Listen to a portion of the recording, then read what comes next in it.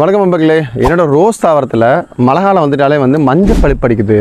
Black spot of ரோஸ்ன்னு அழைக்கப்படக்கூடிய மஞ்சள் கலரில் அது மேலே பார்த்திங்கன்னா ப்ரௌன் கலரில் அங்கங்கே லீவ்ஸ் எல்லாம் எல்லோவாக மாறி கீழே விழுறதுக்கான வாய்ப்புகள் இருக்கும்.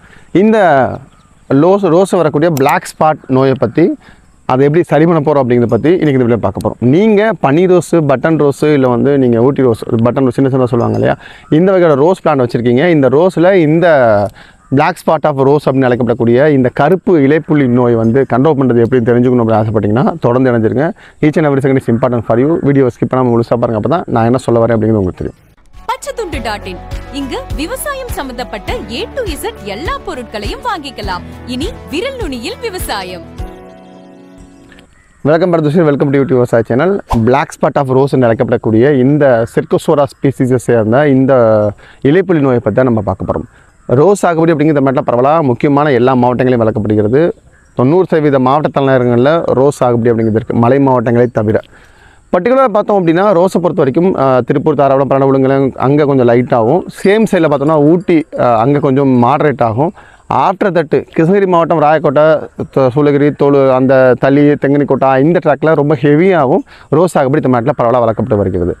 ஸோ ரோஸ் சாகுபடியை பொறுத்த வரைக்கும் பார்த்தோன்னா முக்கியமான ஒரு நிறைய ப்ராப்ளம் இருந்தாலும் இந்த பிளாக் ஸ்பாட் ஆஃப் ரோஸ் என்று அழைக்கப்படக்கூடிய இந்த கருப்பு இலைப்புள்ளி நோய் அப்படிங்கிறது மழை காலங்களில் காற்றோட ஈரப்பதம் 40 டிகிரி செல்சியஸ்க்கு மேலே போச்சு அப்படின்னா உங்கள் தாவரங்களில் கண்டிப்பாக இந்த பிளாக் ஸ்பாட் ஆஃப் ரோஸ் அப்படிங்கிறது இருக்க செய்யும். இது முழுக்க பார்த்தீங்கன்னா 99.99% ஃபங்கல் இன்ஃபெக்ஷன் சொல்லலாம். பாக்டீரியா சைடு கொஞ்சம் 1-2 கூட சேர்த்துக்கிறது அப்படிங்கிறதும் ஆகச்சிறந்தது.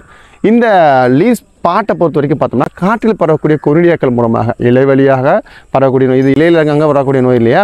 ஸோ காற்றில் ஏற்படக்கூடிய ஏர்பான் கொரிடியாஸ் மூலமாக காற்றில் இந்த நோய் பரவக்கூடியது. சேம் சைடில் பார்த்தோம் அப்படின்னா காற்றோட ஈரப்பதம் 24 டிகிரி செல்சியஸ்க்கு மேலே போகும் பொழுது ரிலேட்டிவ் ஹியூமிடிட்டி ஆஃப் த ஏர் அப்படின்னு சொல்லக்கூடிய அந்த காற்றுல அந்த குளிர் தெரிய ஆரம்பிக்குது, சில்னஸ் தெரிய ஆரம்பிக்குது அப்படின்னாவே கண்டிப்பாக இந்த நோய் பரவறதுக்கான கால சூழ்நிலைகள் என்விரான்மெண்ட்டில் உருவாக ஆரம்பிச்சிச்சு அப்படின்னு அர்த்தம். இந்த நோய் எப்படிங்க சரி பண்ணுறது அப்படின்னு பார்த்தீங்கன்னா 2 வகையான மெத்தட் ஆஃப் காணப்படும். ஒன்று சாயில் ட்ரென்ச்சிங், 2வது ஃபோலியா ஸ்ப்ரே. சாயில் ட்ரென்ச்சிங்கை பொறுத்த வரைக்கும் பார்த்திங்க அப்படின்னா எவ்ரி 15 days ஒன்ஸ் நம்ம கீழே ஏதாவது ஃபெர்டிலைசர்ஸ் போடும்பொழுதோ இல்லை வேறு ஏதாவது அப்ளை பண்ணும்பொழுதோ தண்ணி கட்டும் பொழுதோ கீழே நீங்கள் ஃப்ரீக்வெண்ட்டாக ஃபங்கிசைட்ஸ் ஆன ஒன்று சைமாசில் மேங்கோசப் கொடுக்கலாம், இல்லை மெட்டலாக்சில் மேங்கோசப் கொடுக்கலாம்.